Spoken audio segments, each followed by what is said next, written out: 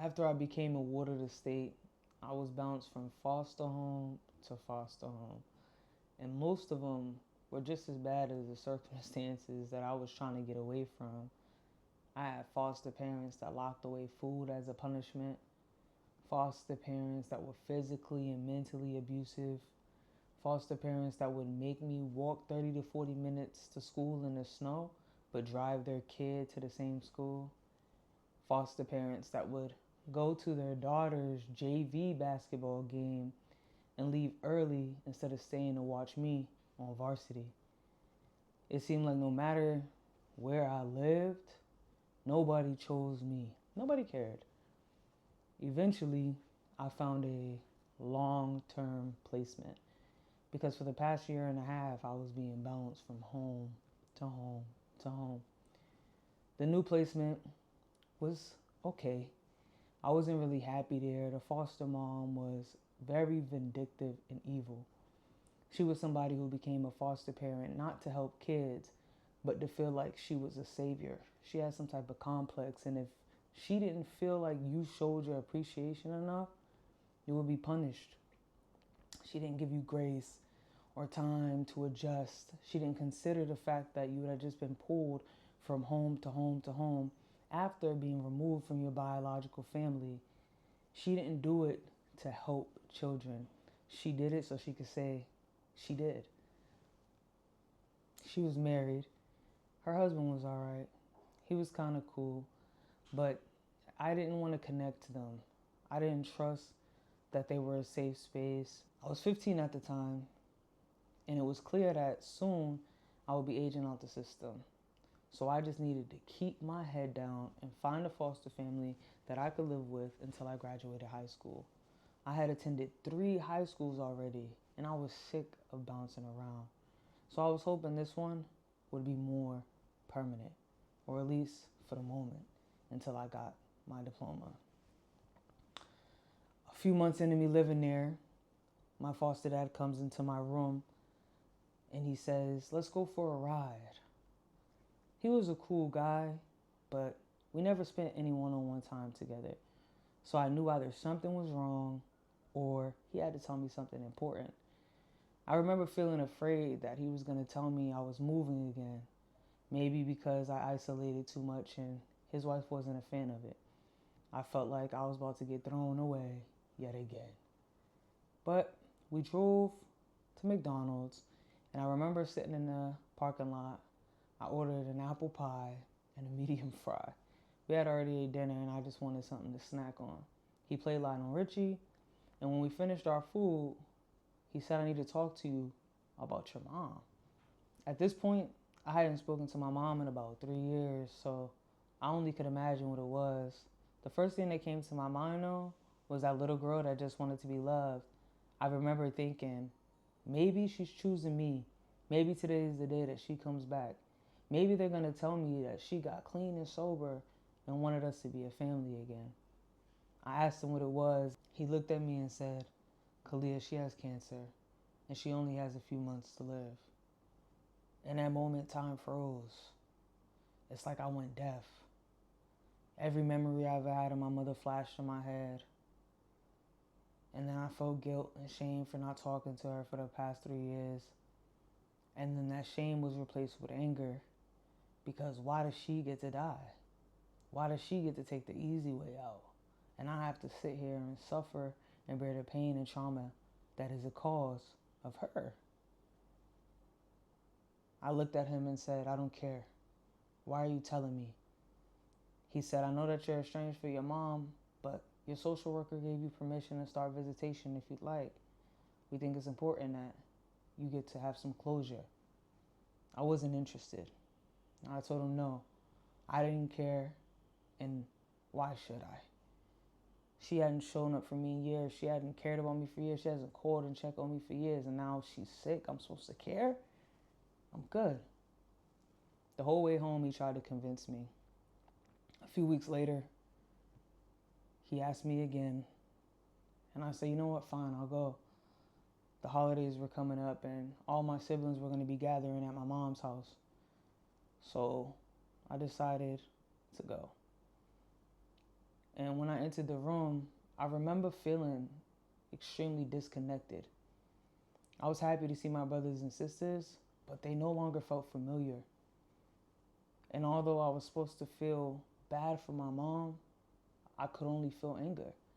I had no remorse for her situation. I remember sitting on the couch the whole time, wanting to leave. So I did. I only was there for about an hour. And I didn't see my mother for weeks after that. Until my foster dad got a call that she had been moved into a hospice and that her days were limited. So he encouraged me to go again. He took me up there to go see my mom and gave us space. And I remember sitting in the furthest corner of the room, looking at her body. It looked so lifeless. I had wrote a list of questions that I wanted to ask her, like, why was I never enough? What was wrong with me? Why didn't she love me? But she was on so much morphine, she barely knew who I was. We get a knock on the door and it's the nurse. She has a tray with these swabs and some cups of water. She says, I'm sorry to bother you, hon. I was trying to give you guys your space, but your mother is dehydrated and she can't drink on her own. So I'd appreciate it if you could take the swabs, dip them in the water, and tap your mom's mouth to make sure her lips don't dry out. I didn't want to go that close to my mom, but what kind of kid would say no? She was helpless, and I had to help her. So I took the tray, and I sat in this stool next to my mom's bed. And this feeling that I was never going to see her again overcame my body. I remember dipping the cotton in the water and dabbing her lips, thinking about how ironic it was that I was forced to care for somebody in that moment that I felt never cared for me. I was so angry. I started to cry, but it wasn't tears of sadness.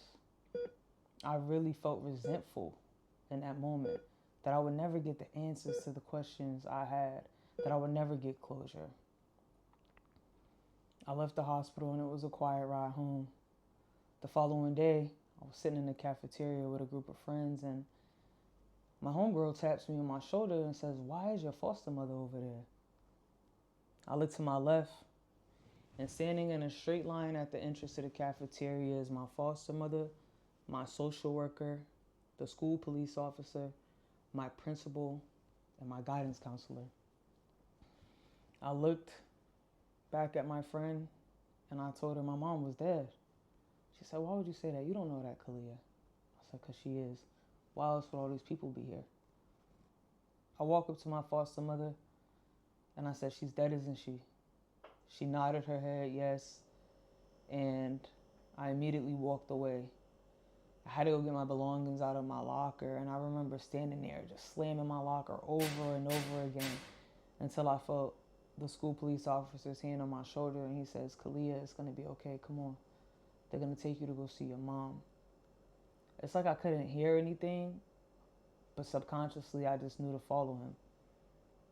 We walked out of the school, and my social worker took me to the hospice where my mother was. I walked in a room, and her body was still there. My family had pictures of her and other relatives all over her. I remember thinking, what a weird thing to do. Why would they still have her body here? I made my rounds. I kissed my brothers and sisters on the forehead. I told them that I loved them and that it was going to be all right, that we were going to be all right. Then I walked back over to my social worker and told her I wanted to leave because I had a basketball game that day. She said, Kalia, you don't have to play. I said, well, I don't want to be here. We left. She took me home to get my uniform. I played in my game. We beat the other team by nearly 40. It was so bad that they told us to stop scoring at the end, but I didn't care, so I kept shooting because I was so disassociated from what I was actually living. I was on the court, but my head was still sitting with my mother's body. I never played basketball again. I realized that the only reason why I played basketball was in hopes that if I was good at something, maybe my mom would come see me. Maybe she'd come back. Her dying meant that never was going to happen. I went home that night. And my foster mom came in my room and said, hey, listen, I know your mom just died, but you're not about to be moping around my house. So I'll give you a few days and then you need to get over it. I told her I'll do you one better. I'm over it. And that brought me to choice number 3. To not feel. I made a promise to myself that day that I would never allow myself to feel so strongly for another person that the hurt in my heart I could feel in my body. I decided from that day forth, I would be numb.